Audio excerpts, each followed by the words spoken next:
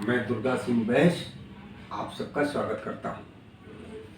साथियों, आज मैं पूरे देश के संदर्भ में कांग्रेस की नीतियों, स्वतंत्रता के पूर्व से, स्वतंत्रता के बाद से, जब से प्रधानमंत्री जवाहरलाल नेहरू बने तब से लेकर के आज तक के कांग्रेस की नीतियों पर संक्षिप्त अपने विचार रखना चाहता हूँ और उससे जुड़ी जो इंडी अलायंस की पार्टियाँ हैं उनको भी संक्षेप में उनका भी चेहरा आपके सामने रखना चाहता हूँ। स्वतंत्रता के पूर्व ही प्रधानमंत्री के पद पर अंग्रेजों द्वारा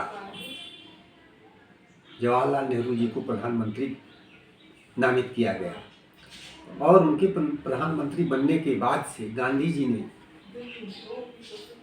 डॉक्टर भीमराव अंबेडकर जी को मंत्रिमंडल में शामिल कराया।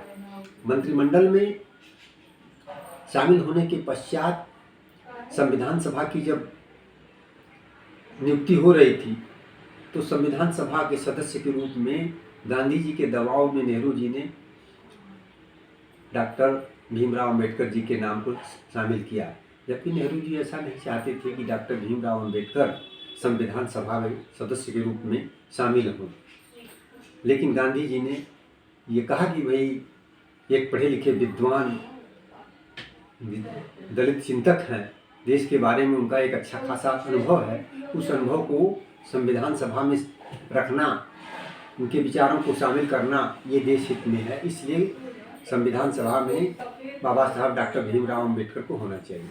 उस दबाव में वो शामिल किए गए और उसके बाद आप लोग जानते ही हैं कि संविधान की रचना में उन्होंने बहुत बड़ा योगदान किया।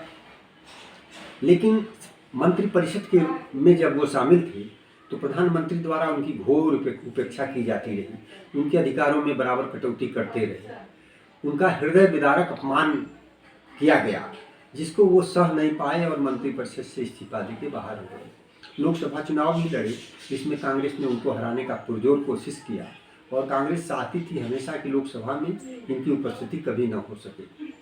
इतना ही नहीं, अब मैं उसके बहुत बाद आना चाहता हूँ। बाबू जगजीवन राम जबकि कांग्रेस के कट्टर समर्थक और एक मजबूत स्तंभ माने जाते थे, जो भारत में एक दलित नेता के रूप में कांग्रेसी लोगों में महत्वपूर्ण स्थान रखते थे, जो स्वतंत्रता संग्राम सेनानी भी थे और बड़े कांग्रेस के शासनकाल में बड़े बड़े पदों पर भी रहे मंत्रिपरिषद के। लेकिन इमरजेंसी जब इंदिरा गांधी देश में लगाई 1975 में, तब प्रस्ताव लोकसभा में जो है बाबू जगजीवन राम के माध्यम से ही पेश करवाई और इमरजेंसी के बाद बाबू जगजीवन राम इतने आहत हो गए, उन्होंने कांग्रेस छोड़ करके इतना जो है कांग्रेस में उनको प्रेक्षित किया गया कि वे जनता पार्टी में शामिल हो गए और जनता पार्टी के 1977 में सरकार बनी तो उप प्रधानमंत्री के रूप में वो शपथ लिए, भारत के उप प्रधानमंत्री बने, जो एक दलित नेता थी। लेकिन कुछ वर्षों के उपरांत चौधरी चरण सिंह जब प्रधानमंत्री बने और एक दिन भी लोकसभा में वो नहीं जा सके, कांग्रेस ने समर्थन देकर के उनको प्रधानमंत्री का शपथ दिलवाया, लेकिन जिस दिन बहुमत साबित करना था उसी दिन इंदिरा गांधी ने समर्थन वापस ले लिया, चौधरी चरण सिंह की सरकार गिर गई। जनता पार्टी ने फिर सर्वसम्मत से निर्णय लिया कि बाबू जगजीवन राम के नाम को प्रधानमंत्री के रूप में राष्ट्रपति के सामने पेश किया जाए। उस समय के तत्कालीन राष्ट्रपति डॉक्टर नीलम संजीव रेड्डी थे, जो जनता पार्टी ने ही बनाया था, लेकिन पहले के वो पूर्व कांग्रेसी थे।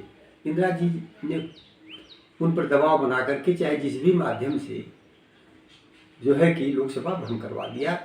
प्रधानमंत्री बनते बनते जगजीवन राम जी नहीं बन पाए। अगर प्रधानमंत्री होते तो भारत के प्रथम दलित प्रधानमंत्री बने होते। उसके बाद मैं दलित चिंतक और दलित समाज के बड़े नेता कांशीराम जी जो दलित उत्थान के लिए डॉक्टर भीमराव अंबेडकर के सपनों को पूरा करने के लिए पूरे देश में दलितों को जगाने का काम किया, उनकी मृत्यु पर कांग्रेस की केंद्र में सरकार थी, लेकिन मृत्यु पर भी कांग्रेस ने कांशीराम जी के शोक दिवस के रूप में जो है उस दिन को घोषित नहीं किया और उनकी घोर उपेक्षा की। एक घटना मैं इसके पहले जाना चाहता हूँ। सपा जो इंडिया अलायंस का हिस्सा है, 2 जून 1995 को बड़ी उत्तर प्रदेश की बड़ी दलित महिला नेता मायावती जी पर सपाइयों ने, सपा के गुंडों ने सरकार के इशारे पर जानलेवा हमला किया। सरकारी स्टेट गेस्ट हाउस में उन पर ऐसा हमला किया गया कि उनका जान बचना मुश्किल था उनके साथ, लेकिन भगवान की कृपा थी और भाजपा के लोगों ने उनकी मदद किया और उनकी जान बच गई। तो दलितों के साथ कांग्रेस का या उसके सहयोगी दलों का कभी भी विचार एक जैसा नहीं था। कांग्रेस के शासन में सैकड़ों दंगे देश में हुए जिसमें मुसलमान बड़ी संख्या में मारे गए, फिर भी मुसलमान कांग्रेस को ही वोट देते गए। 1984 में इंदिरा जी की हत्या पर सिखों को, कई हजार सिखों को जिंदा जलाया गया, मारा गया।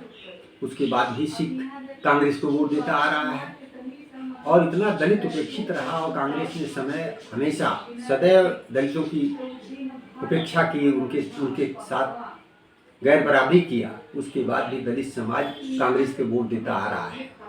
तो आज समय आ गया है कि कांग्रेस को पहचानिए और कांग्रेस देश को क्या करना चाहती है इसके बारे में जानिए। देश के साथ कोई अच्छा व्यवहार कांग्रेस नहीं कर रही है, इसलिए सिखों को भी, मुसलमानों को भी और दलितों को भी और सभी हिंदू समाज के सनातनियों को भी गंभीर मनन करना चाहिए कि हमें अपने भारत को मजबूत बनाने के लिए राष्ट्रवादी राजनीतिक दलों को आगे ला करके विश्व मंच पर भारत को महाशक्ति बनाने का हमें काम करना चाहिए कि भारत को टुकड़े टुकड़े करने वाले, देश विरोधी नारे लगाने वालों का समर्थन करना चाहिए। इस पर गंभीर मनन करना चाहिए। ये बात मैं आप लोगों को ऊपर सोचने के लिए छोड़ देता हूँ। आज के लिए बस इतना ही। नमस्कार।